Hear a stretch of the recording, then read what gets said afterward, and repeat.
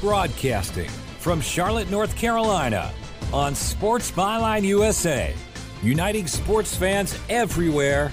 This is Unpacking It with Bryce Johnson. If God wasn't in my life, I really don't know how I would get through it, how I would play this game.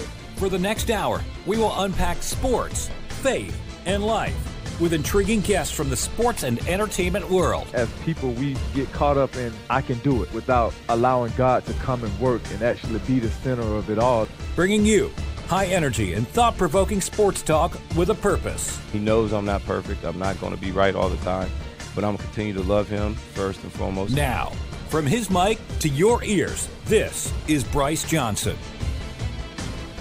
Welcome to Unpacking It, where we unpack sports, faith, and life with intriguing guests from the sports and entertainment world.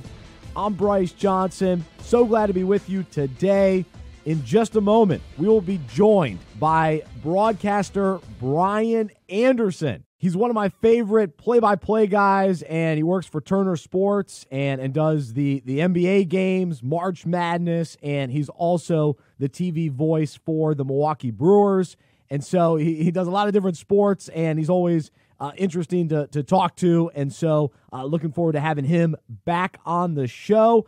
Later on, we'll do our segment, Unpack This, about Lamar Jackson and this idea of him running and the dangers and the warnings from previous quarterbacks that are advising him and kind of the direction that he'll take this year, as well as the Baltimore Ravens. So he's a fascinating player, and so I'll share some thoughts on him in just a little bit.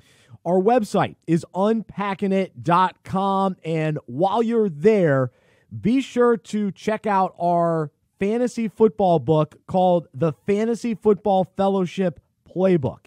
So if you're a fantasy owner, you need the playbook this year, and it's great for leagues, churches, and basically it's set up to take fantasy concepts, relate them to the Bible, and you can discuss them with your league members, some of the topics, and really we just want it to add more meaning and purpose to your fantasy season.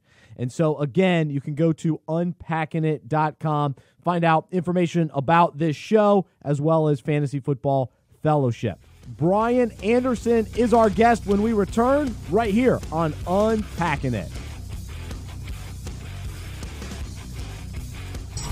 Inspiring conversations and intriguing interviews. More Unpacking It with Bryce Johnson after this. Bringing you unique insight into the faith and character of guests from the sports world. Welcome back to Unpacking It with Bryce Johnson.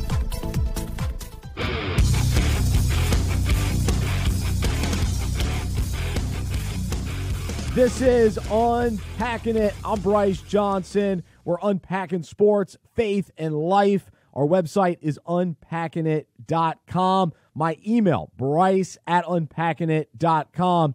And toward the end of the show, we'll do our segment, Unpack This, about the Baltimore Ravens and specifically Lamar Jackson.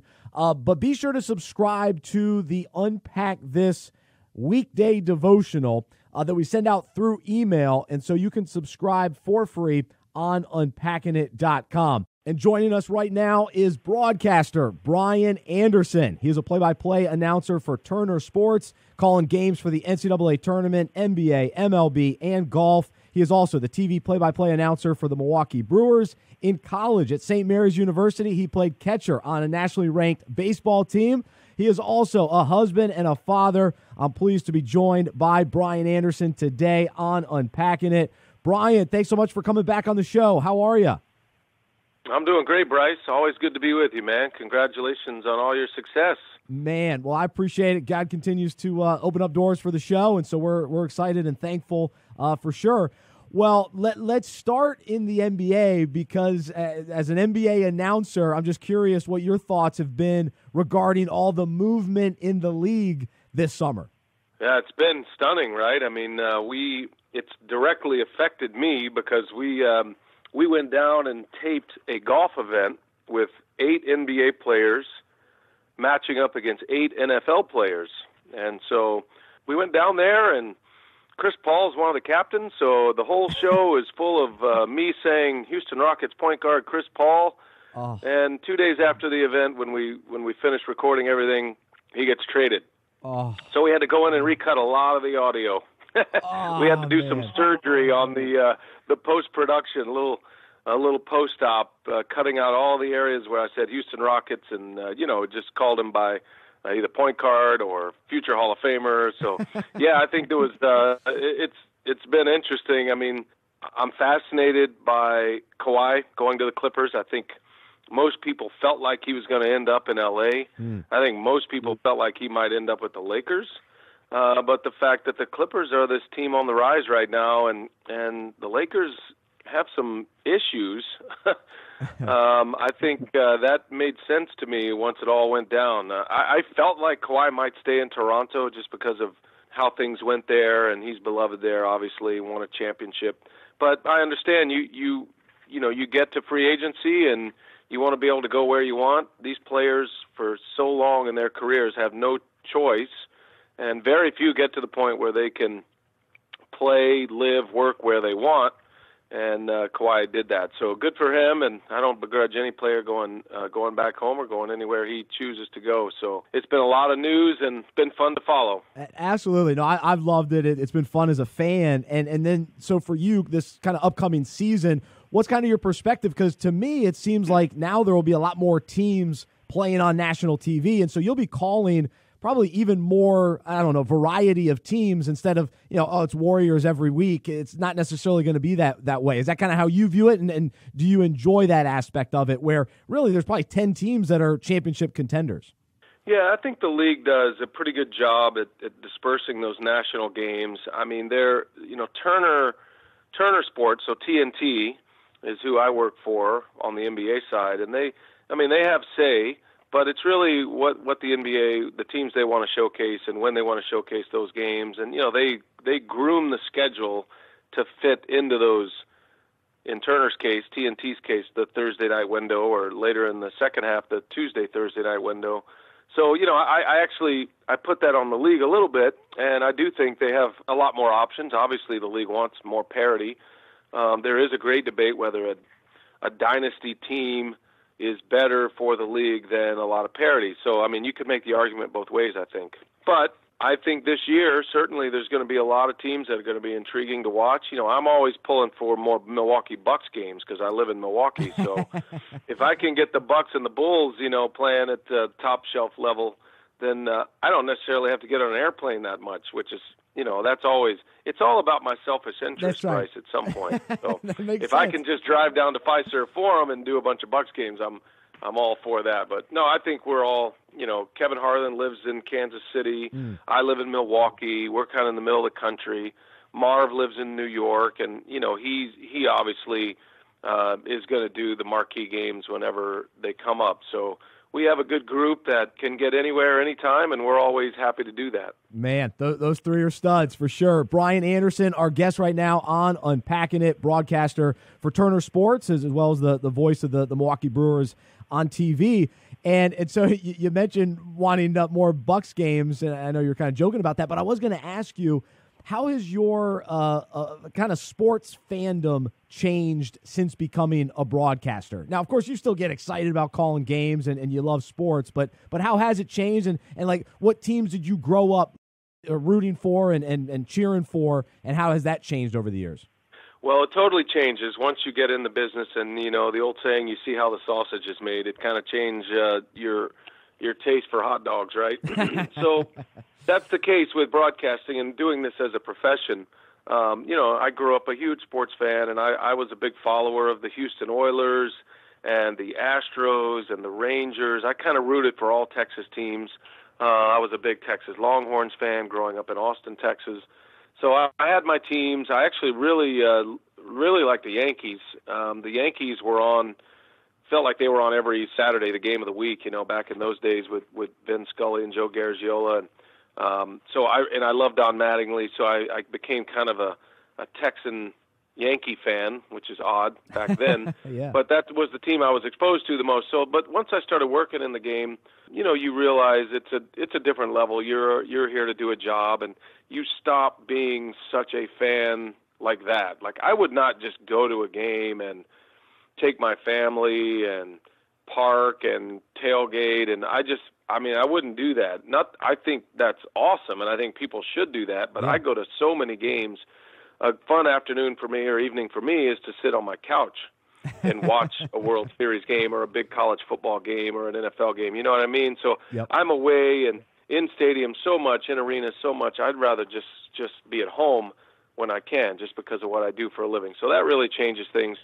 So I love following the Green Bay Packers. I'm a fan of theirs. I actually, over the last 3 years, I started latching on to the Premier Soccer League, the Premier League. And I have a friend of mine who has a connection with the Liverpool team, and as you know, they just won the UFC, and it's a pretty cool thing to be associated with. I took a trip there 3 years ago and just fell in love with the sport. And what I tell people is I can actually be a raw fan of Premier League because I know nothing about the sport. I don't know how to broadcast it for sure. Yeah. I don't know the ins and outs of what makes one team better than the other, aside from athleticism. So I can just kind of go in blind and cheer for that team and not really be so invested in, all the ins and outs as a broadcaster would, all the prep that we do and the work that we do. So that's actually been kind of fun. It kind of reminded me when I was a fan, when I was a kid, of the Oilers and Earl Campbell and Dan Pastorini in that group, and the Astros when the Killer Bees were there, going to games in the Astrodome. I was a kid. It reminded me of that, and I felt like that again. So actually, I've kind of stopped being a fan of most of the sports except for the Premier League right now, which is interesting because I despised soccer for so many years. Oh, man. I was one of those guys that made fun of soccer, like, I can't watch this. This is not interesting. But then I saw a game in person, and then I realized the art of it, the beauty of it, and it's not just about goal scoring, it's about runs. And now you can kind of appreciate, oh, wow, okay, I get why people are into this at this level.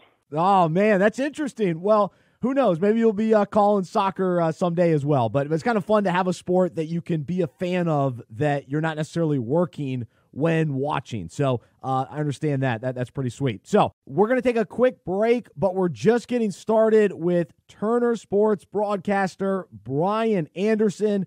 He's been on the show before, and he shared all about his faith journey. And so coming up, we'll get an update from him and hear all about what God's been doing in his life. We'll hear about his family as well. It's Unpacking It. I'm Bryce Johnson. Thanks for being with us.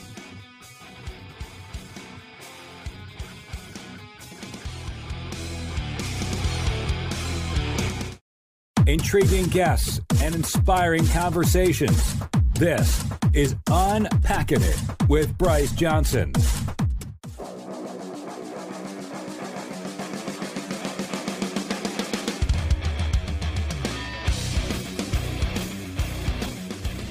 We're back here on Unpacking It. I'm Bryce Johnson. Unpackingit.com is our website. My email, bryce@unpackingit.com.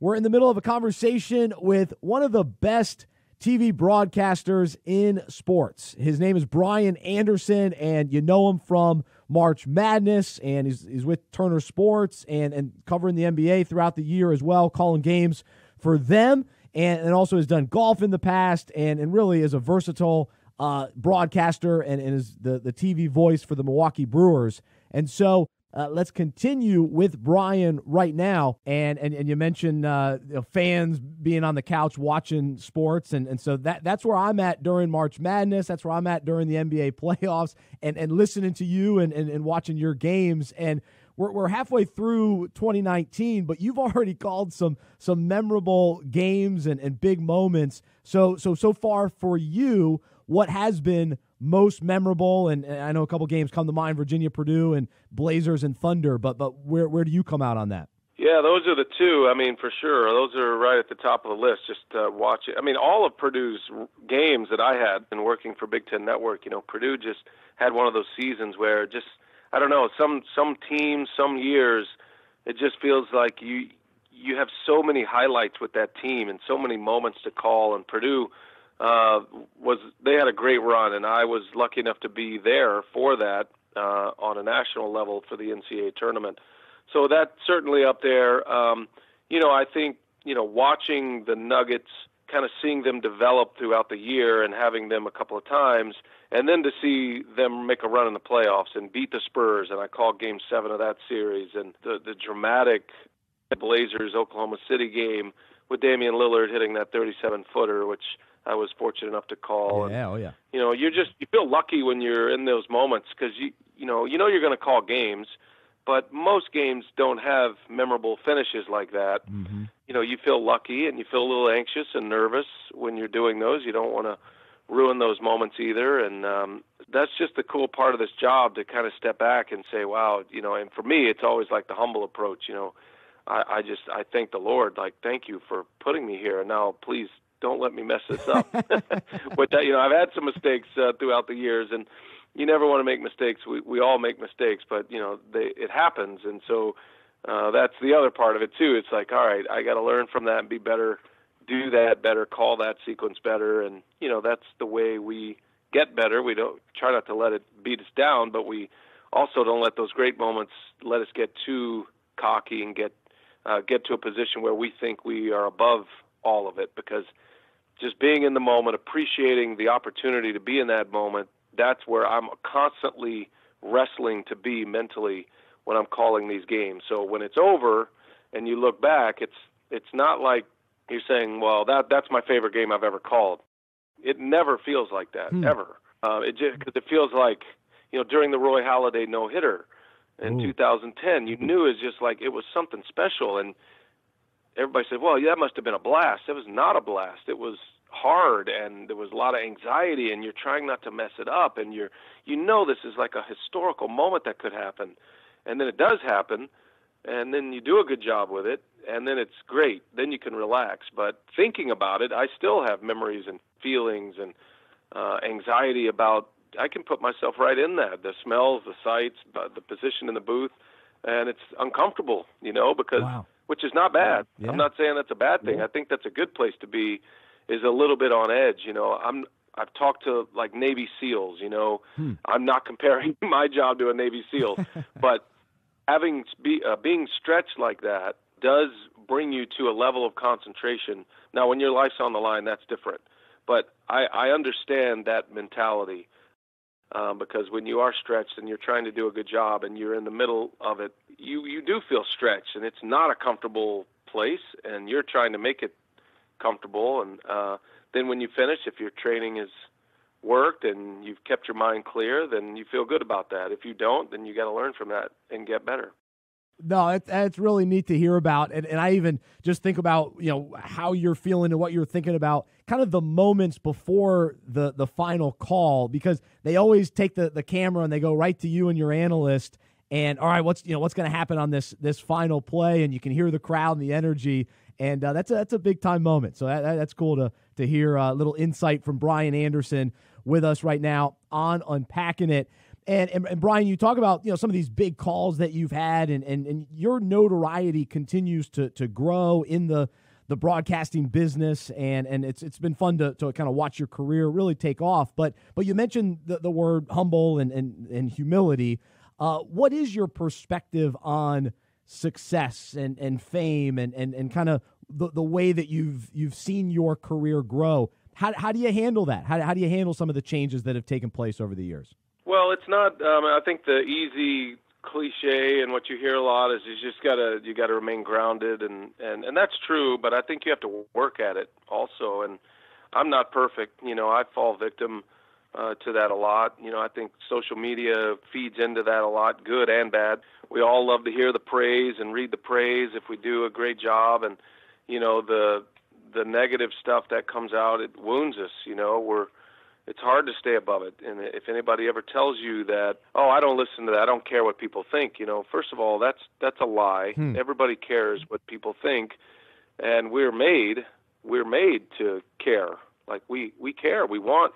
That doesn't mean we have to follow that rabbit hole and then make it engulf us, but we are made to care because we should care. And We want to care about what our impact is on people, what role we're having. So for me, there's like all these layers of it. There's the public side, which me calling a game, you being an audience, absorbing it. Then there's also the big picture side, like me and my career and my family and supporting my family and, you know, earning a living to pay my mortgage and pay for my daughter's education and all of that. So that's a different thing, which adds different pressure. And then there's the piece where you're in it with your coworkers and the place where you are and where you've been placed. I like to say, at least, you know, in my opinion, my faith angle is like I've been placed in this position, and you have to serve the people you work with well, your analyst, your audio guy, your producer, your director, the camera operators, everybody. And now, what kind of person are you? Are you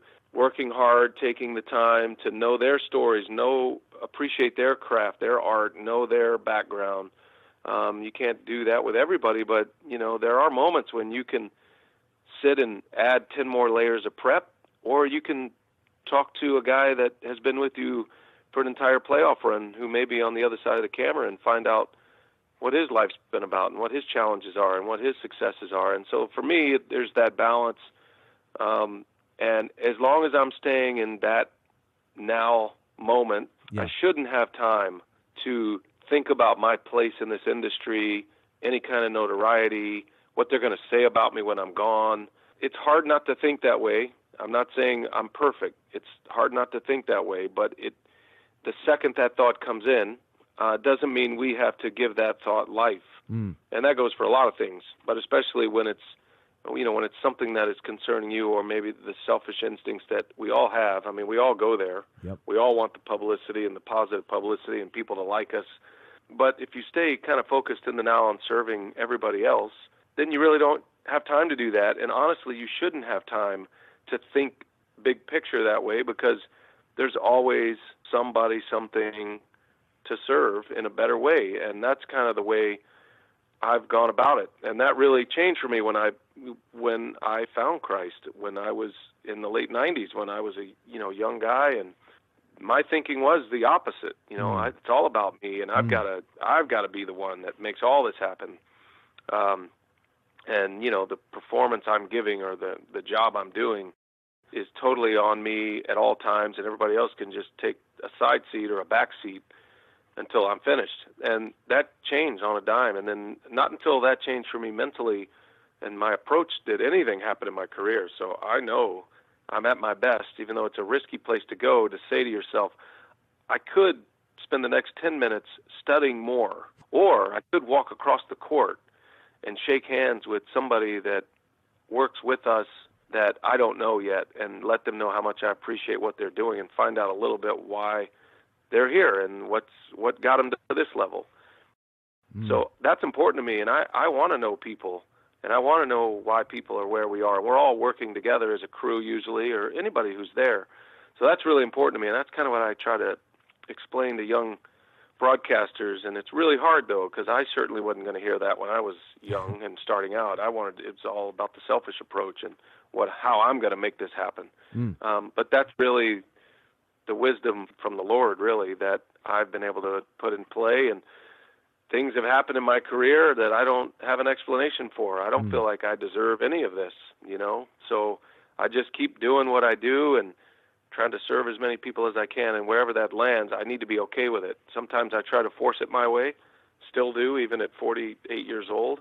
For the most part, I'm trying to serve people every day. Amazing. Very encouraging stuff from Brian Anderson, Turner Sports broadcaster, with us on Unpacking It, and really just appreciate the humility and the perspective and what you said, too, about not deserving all of this, because I think so many times we get caught up in life that we're so entitled to certain things or jobs or amount of money, but when we're humble and just open-handed and appreciative, it's just such a different perspective. And then we're not so inward focused. We're not so selfish and me focused. And so really, really appreciate that. So he's Brian Anderson. We're going to take another short break, but one more segment with him. And then to wrap up the show, we'll do our segment Unpack This about Lamar Jackson.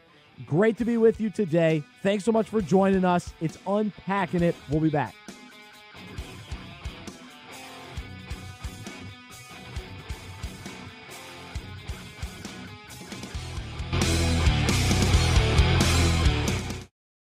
Hey, it's Bryce Johnson, and it is time to start thinking about the upcoming fantasy football season. And good news, Unpacking It Ministries has a resource for you that will take you from the draft all the way through the championship. Order your Fantasy Football Fellowship playbook today, and each week, read about a fantasy concept and how it relates to the Bible and our own lives. It's designed for your league to discuss at weekly league meetings, on the phone, or in person. The FFF Playbook will add more meaning and purpose to the fantasy season and add value to your league. Grow in your faith, build deeper relationships with other owners in the league, and make more of your fantasy season. Join us at fantasyfootballfellowship.org and find all the details and order the FFF Playbook today. That's fantasyfootballfellowship.org. Bringing you unique insight into the faith and character of guests from the sports world. Welcome back to Unpacking It with Bryce Johnson.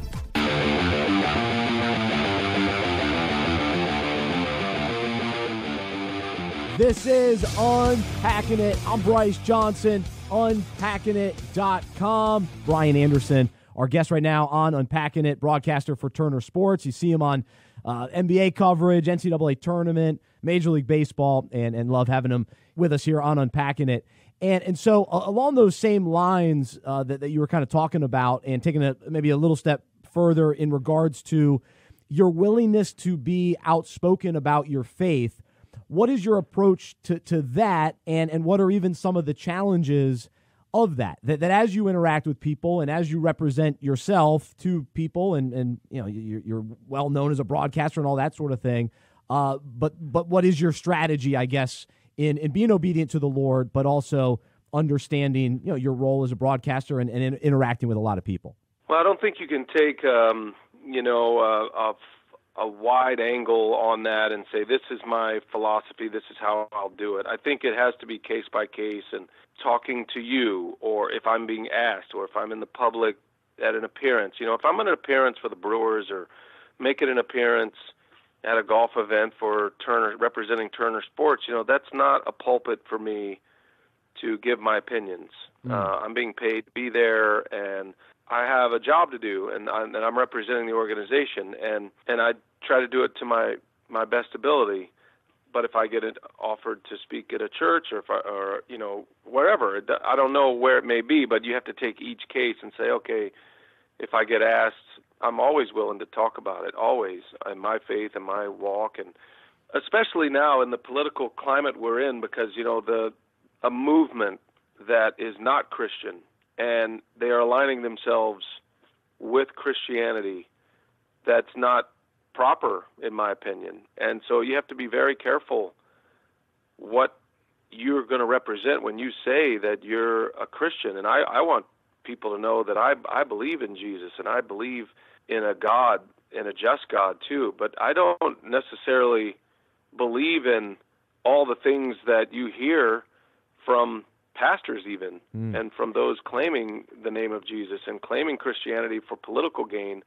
So I'm not in on that, and I don't believe that. I don't believe a lot of things that people are claiming right now in the name of Jesus. So that's a hard thing to reconcile, because becoming a much more divided country, and I'm a broadcaster who's doing sporting events, right? That's right. So it's not for me to be on the air and give my opinions on bigger picture things like that. Charles Barkley can do it because he's paid to do that. I'm a play-by-play announcer. Sure. I'm not paid to give my opinions. If I want to pursue that down the road, maybe I will, but right now that's not where I am in my life. So, there is a fine line there, and for me it's a pretty clear line of when to talk about my faith and my perspective and my opinions, and when not to. And when I'm working, when I'm on the job, when I'm covering a game, that's not the time to do it. Now, when I'm asked about it, walking through the arena or doing interviews like this, I'm more than happy to do that if I'm asked.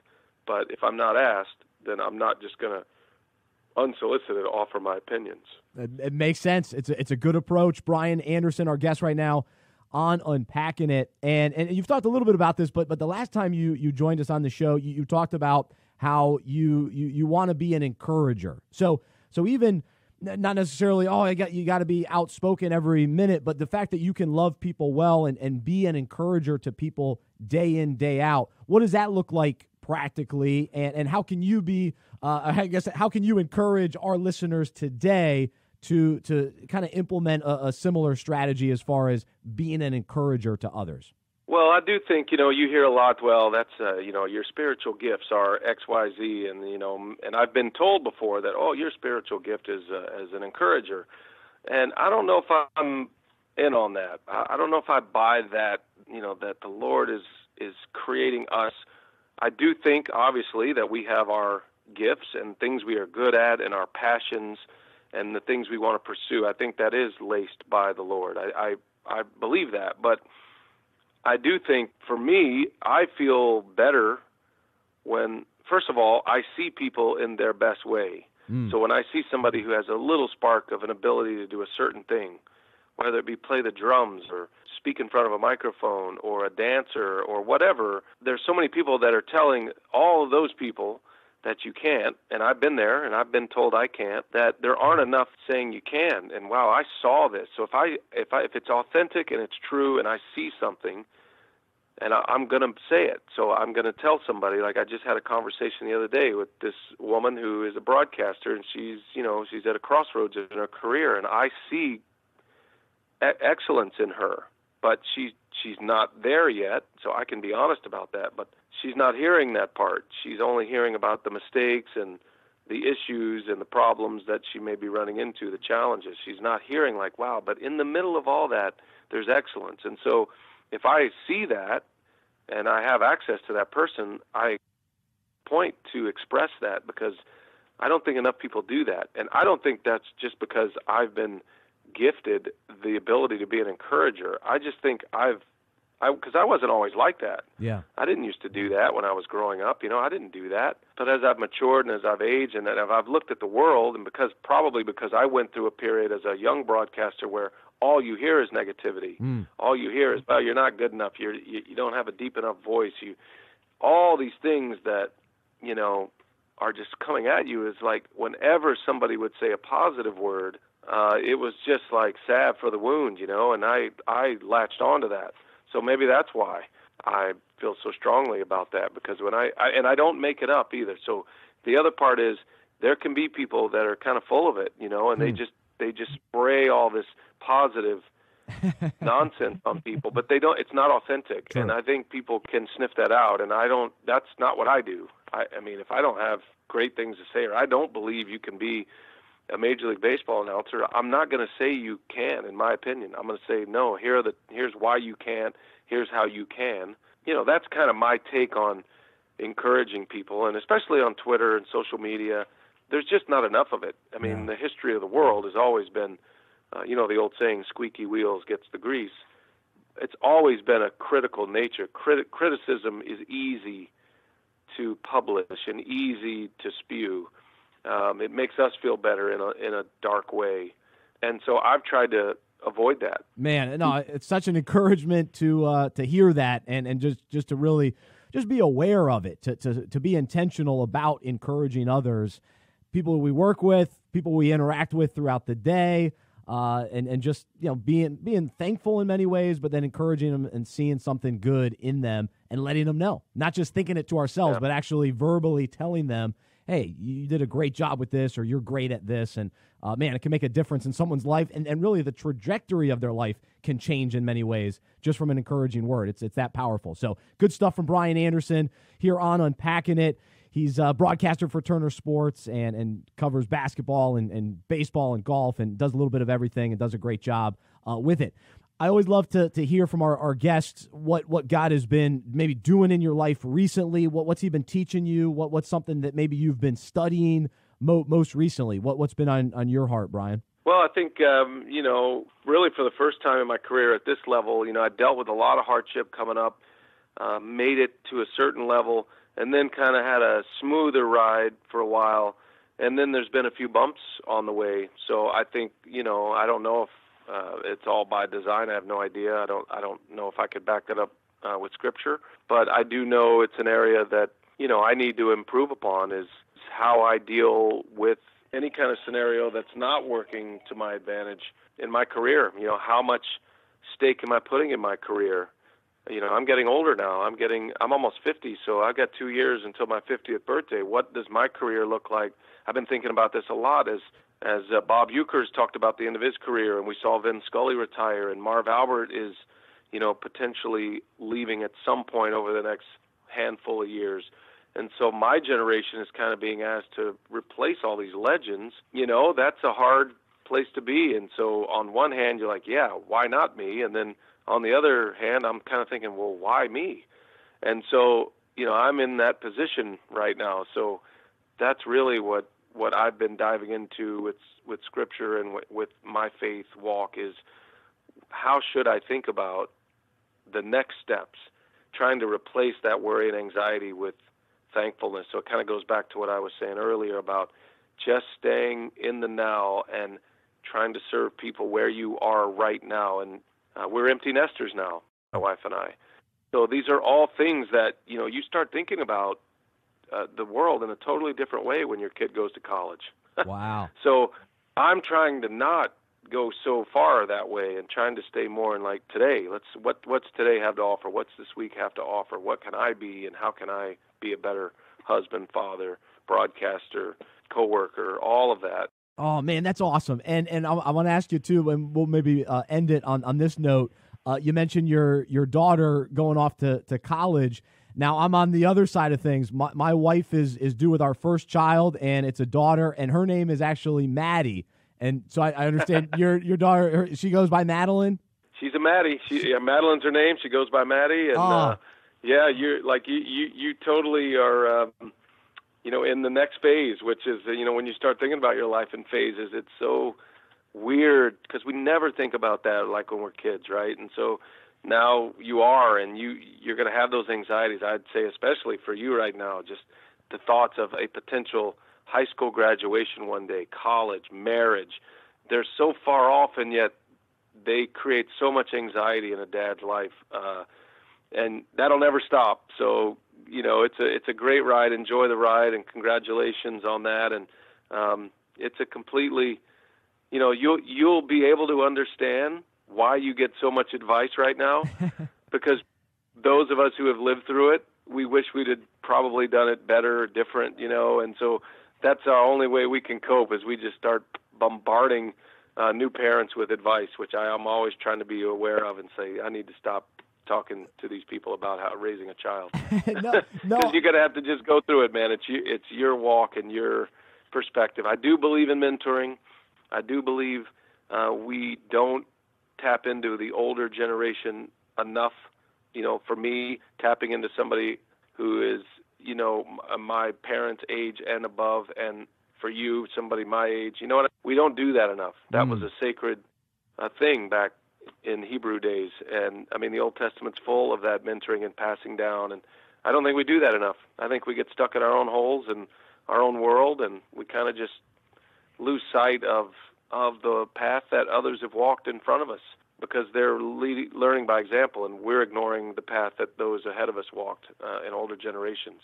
And so that's a huge problem with our society, and we can't fix all of society, but we can fix ourselves, and we can make sure we're not going to be those kind of people. No, it's good. And actually, I've been desiring the advice and the wisdom, and so I've been asking my guests recently for that advice. So I appreciate it, and that's a good word from Brian Anderson. So, man, Brian, so great to catch up with you. Really appreciate you being a part of the show today, and just love the work that you do on the floor or as a broadcaster, and but more importantly, appreciate your heart and just your encouragement to me today and to all of our listeners. So thanks so much. All right, Bryce. Always great to be with you, man. God bless you. Thanks so much for being a part of Unpacking It today. He's Brian Anderson, Turner Sports broadcaster and the TV voice of the Milwaukee Brewers. And just, man, love talking to him. What an awesome guest. I hope you enjoyed it as well. Up next, we'll wrap up the show with Unpack This about Lamar Jackson. I'm Bryce Johnson. It's Unpacking It.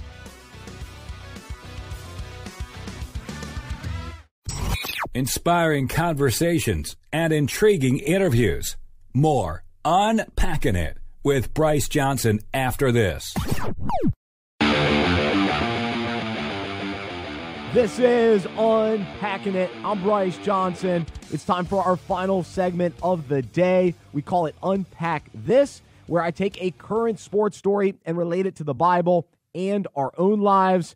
So let's jump right in. Last season, Baltimore Ravens QB Lamar Jackson started 7 games and rushed 147 times for 695 yards. However, as successful as Jackson was rushing the ball, there is a concern that a QB running the ball too much is not sustainable. Michael Vick, who understands the toll it takes on a QB, shared the following wisdom and warning for Jackson in an interview with ESPN.com, saying, with quarterbacks, we're not used to getting hit all the time. When we do it, it can either get you into the game or it can shake you up a little bit. It's not like a guy sitting in the pocket. You run the risk of getting injured. I'm not saying that should deter Lamar or scare him. I'm just saying proceed with caution. Now, this is sage advice coming from a player who understands the desire to run and make plays while also realizing the dangers.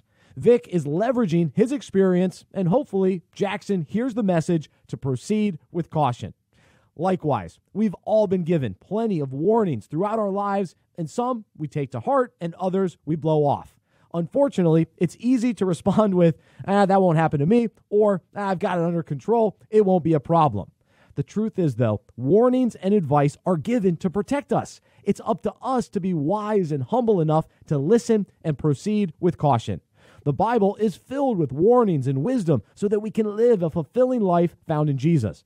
God created us and is all-knowing, so it's in our best interest to follow His word.